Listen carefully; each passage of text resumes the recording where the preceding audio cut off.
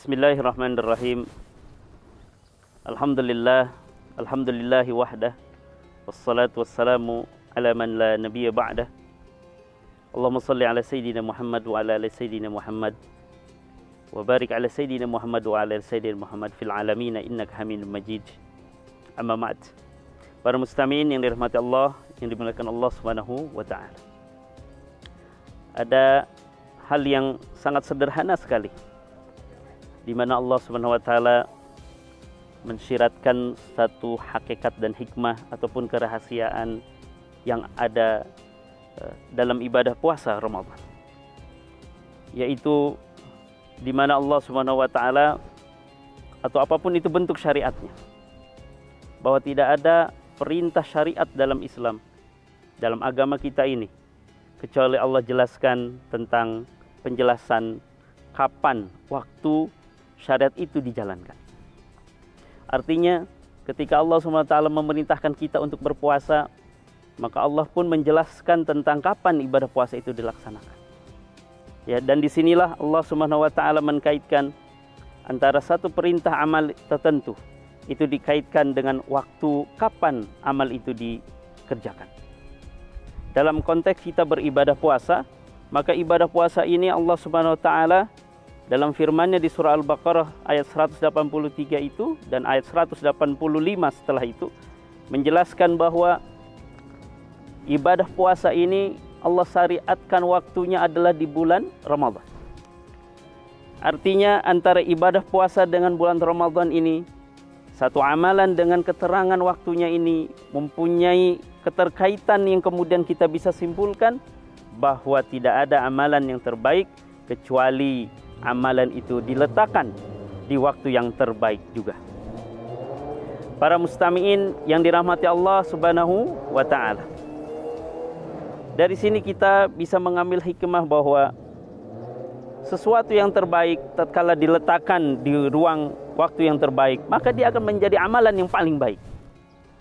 Berbeda misalnya ketika seseorang menjadi terbaik tetapi di tengah-tengah yang buruk, maka ada nilainya tapi nilainya tidak sefantastis, tidak seistimewa ketika ada amalan yang baik, yang terbaik diletakkan di waktu yang terbaik, maka dia akan menjadi yang paling baik. Begitupun Allah SWT ketika meletakkan mendudukkan ibadah puasa ini di waktu yang terbaik. Di waktu yang terbaik yaitu di bulan Ramadan. Kenapa bulan Ramadan? Karena Allah SWT menjelaskan jelas sekali di ayat itu, alladzi unzila fihil Qur'an. Karena di bulan itulah diturunkannya Al-Quran. Karena bulan Ramadan itu adalah bulan Al-Quran, bulannya kalamullah, bulannya Allah Subhanahu wa taala. Maka Allah letakkan amalan yang di situ adalah pilihannya adalah ibadah puasa, bukan ibadah yang lain. Memang kemudian nanti setelah itu dilanjutkan dengan qiyam Ramadan, yaitu salat tarawih. Para mustami'in yang dirahmati Allah Subhanahu wa taala, yang dimuliakan Allah Subhanahu wa taala dimanapun Anda berada. Oleh karenanya, misalnya kita bisa mengambil contoh yang lain, di mana baginda Rasul juga seringkali menyampaikan alasan kenapa beliau berpuasa di hari Senin. Beliau mengatakan karena wulitu fihi, karena di hari itulah aku dilahirkan. Maka sebagai wujud kesyukuran di hari dilahirkan, maka amalan yang dipilih oleh baginda Rasul adalah puasa. Begitupun ketika puasa di hari Kamis. Kenapa kemudian disunahkan berpuasa di hari Kamis? Karena kata baginda Rasul di hari Kamis itulah turfa'u fil amal. Karena di hari Kamis itulah semua amalan hamba itu diangkat ke langit, dilaporkan kepada Allah Subhanahu wa taala. Dan aku tidak mau ketika aku diangkat, yakni semua amalan ibadahku dilaporkan kepada Allah, aku tidak kecuali melainkan aku dalam keadaan berpuasa. Oleh karena itu, para mustami'in yang dirahmati Allah Subhanahu wa taala, dari sini kita bisa mengambil pelajaran bahwa sesuatu yang terbaik haruslah diletakkan di waktu yang terbaik, karena dia akan menjadi paling baik. Para mustami'in yang dirahmati Allah Subhanahu wa taala. Yang kedua adalah di mana puasa ini selalu dinisbatkan kepada Allah. Di mana kata baginda Rasul, kullu hasanatin bi asr amsalha ila sab'i mi'ati di'fin. Di mana kata baginda Rasul atau dalam matanya lain, kullu amal ibni Adam lahu. Bahwa semua amalan Bani Adam, manusia itu ada ganjarannya. sampai dilipat 10 sampai 700 kali lipat. Tetapi ketika bicara tentang saum, kata baginda Rasul, illa siyam, kecuali puasa. Fa innahu li wa ana ajzi bi. Kecuali puasa, kecuali asyam, karena siam itu kembali kepada Allah, kembali kepada Allah. Jadi puasa ini selalu dinisbatkan kepada Allah. Jadi siapa yang membalasnya adalah Allah Subhanahu wa taala. Karena itu para muslimin yang dirahmati Allah, yang dimuliakan Allah dimanapun antum berada, bahwa di sini kaum mukmin diuji sebenarnya. Diberikan dua pilihan yang kemudian bertaruh di antara dua pilihan itu. Pilihan pertama adalah menaati perintah puasa itu, tetapi kemudian Allah sendirilah yang membalasnya. Allah tidak menjanjikan berapa kali lipatnya, tetapi Allah kemudian mengatakan selama itu li untukku fa ana azibihi, maka aku yang akan membalasnya. Berbeda dengan amalan yang lain. Pilihan yang pertama. Pilihan yang kedua, ya, nauzubillah, mungkin kita tidak taat kepada Allah, bermaksiat kepada Allah untuk tidak menjalankan ibadah puasa. Maka pilihan yang kedua ini ada pilihan yang paling sulit saya kira, karena kemudian jelas-jelas yang meninggalkan perintah Allah tanpa sabab, tanpa ujur yang syar'i adalah neraka dan dosa baginya. Maka dua pilihan ini di mana kaum mukminin dipilih.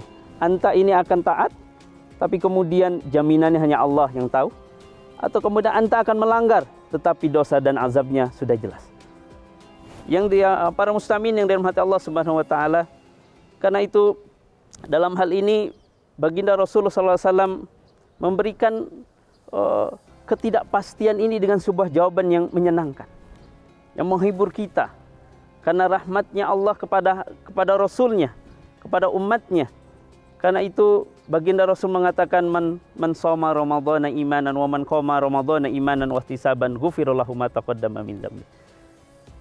Yang tadinya ketidakjelasan, ya, ketidakjelasan bahwa amalan ini semuanya dikembalikan kepada Allah, Allah yang membalas. Tapi baginda Rasul mengatakan, siapa yang berpuasa di bulan Ramadan, siapa yang menegakkan ibadah qiyam Ramadan, maka ganjarannya adalah diampuninya segala dosa yang akan lalu. Diampuninya segala dosa yang akan lalu. Bayangkan, diampuninya segala dosa yang akan lalu. Maka ketika seseorang diampuni dosanya yang akan lalu, maka keadaannya adalah keadaan suci. Dia fitrah, kembali kepada fitrahnya.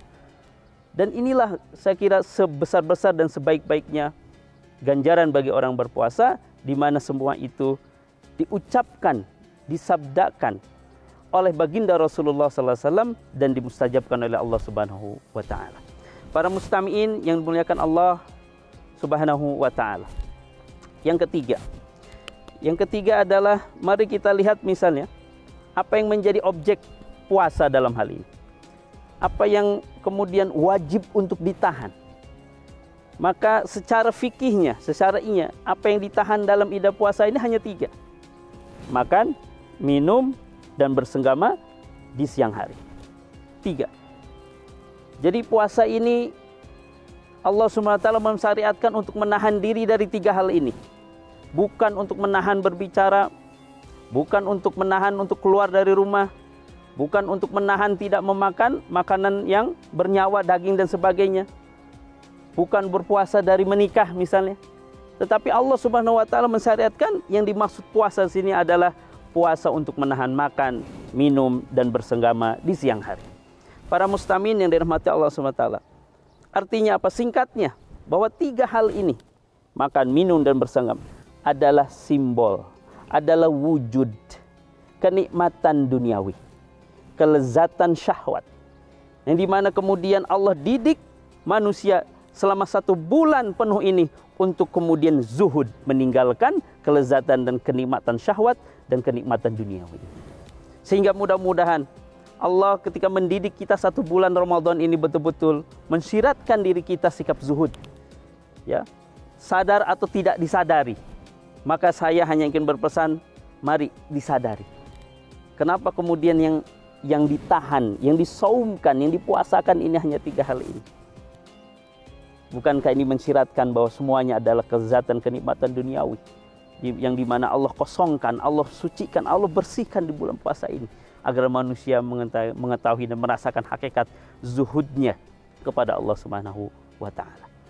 Para mustamin yang dirahmati Allah Subhanahu wa taala, maka perkara menundukkan syahwat, perkara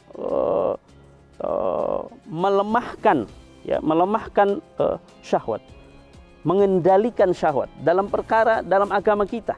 Itu bukan sesuatu yang remeh. Karena misalnya dalam peristiwa Isra wal Mi'raj, di mana baginda Rasul sebelum melakukan Isra dan Mi'raj, itu ada penjelasan dalam sejarah bahwa bagaimana Rasulullah hatinya disucikan dulu, dikeluarkan kotorannya, dibersihkan dulu. Begitupun ketika Mi'rajnya bertemu dengan Ars, bertemu dengan Allah Subhanahu wa taala, itu pun disucikannya hatinya. Ya. Begitupun misalnya dalam perkara di mana baginda Rasul mengatakan orang yang menikah, faqad istakmala nisfu dini. Orang yang menikah, orang yang memutuskan hidupnya untuk menikah, maka kata baginda Rasul, setengah agama dia telah sempurna. Apa maksudnya? Maksudnya adalah orang yang menikah berarti dia adalah dalam rangka untuk kemudian menundukkan pandangan syahwatnya. Karenanya ketika baginda Rasul ditanya, bagaimana ya Rasulullah ketika ada seseorang yang tidak atau belum mampu menikah? Maka jawaban baginda Rasul adalah dengan memberikan jawaban yang serupa untuk menundukkan pandangannya, menundukkan, mengendalikan syahwatnya. Yaitu kata baginda Rasul, barang siapa yang tidak mampu menikah, maka fa'alaihi shaum fa innahu lahu wijaun. Maka baginya adalah untuk berpuasa. Artinya tidak mungkin baginda Rasul memberikan pilihan kepada orang yang tidak mampu menikah dengan berpuasa, kecuali dua hal ini adalah syabihun bisyabih. Asyabihu bisyabih. Dua hal yang serupa, maka dia mempunyai kesamaan yang mendekat, yaitu adalah menundukkan pandangan syahwat tadi. Karena itu baginda Rasulullah SAW pun, misalnya dalam riwayat Ahmad itu dikatakan bahwa saking pentingnya perkara menundukkan syahwat ini, Allah Subhanahu wa taala itu membanggakan, memamerkan di depan para malaikatnya. Dalam sebuah hadis qudsinya sampai kemudian Allah mengatakan, "Ungduru ayyuhal malaikah, lihat para malaikatku kepada hambaku yang meninggalkan syahwatnya, liajli, hanya untukku." Ya, hanya untukku. Fa innahum li ka ba'di malaikati. Ketahuilah bahwa mereka yang meninggalkan syahwatnya hanya untukku, maka tak ubahnya mereka ini adalah seperti malaikat-malaikatku. Artinya di sini Allah Subhanahu wa taala ingin mengangkat derajat manusia. Ketika melemahkan syahwat, maka dia tak ubahnya seperti derajat malaikat. Tetapi ketika dia tidak bisa mengendalikan syahwat, malah kemudian hancur dengan syahwatnya, maka tak ubahnya dia seperti hewan biasa. Para mustamin yang dirahmati Allah Subhanahu wa taala, maka segala kerahasiaan, segala hikmah-hikmah puasa ini, intinya adalah mari kita laksanakan dengan iman dan wahtisyabat. Itu saja ini. Ya. Terlepas daripada apa derajat kita, apakah puasa kita hanya puasa awam, puasa yang hanya menahan makan, minum dan senggama saja. Selebihnya dari itu kita tidak mengontrol diri, tidak menjaga mata, tidak menjaga kaki, tidak menjaga lisan dalam ibadah puasa, yang hal-hal itu kemudian merusak ibadah puasa itu. Insya Allah selama kita taat dan betul-betul taat sempurna ibadah kita di berpuasa ini, insya Allah Allah tidak akan pernah menyia-nyiakan pahala kebaikan seseorang. Karenanya letak kesempurnaan ibadah puasa di Ramadan ini hanya dua. Yang pertama adalah jauhi dari hal-hal yang membatalkan puasa, yaitu yang kita bisa lihat dari sisi ilmu fikihnya, kewajiban, syarat, rukun dan hal-hal yang membatalkannya. Dan yang kedua adalah jauhi dari hal-hal yang merusak ibadah puasa, yaitu dengan menjaga lisan kita, menjaga mata kita, menjaga kaki kita, ya, dan menjaga pendengaran kita dari hal-hal yang ghibah dan sebagainya. Saya kira itu yang bisa kami sampaikan. Semoga bermanfaat. Hadanallahu wa iyyakum ajma'in. Ilal liqa. Assalamualaikum warahmatullahi taala wabarakatuh.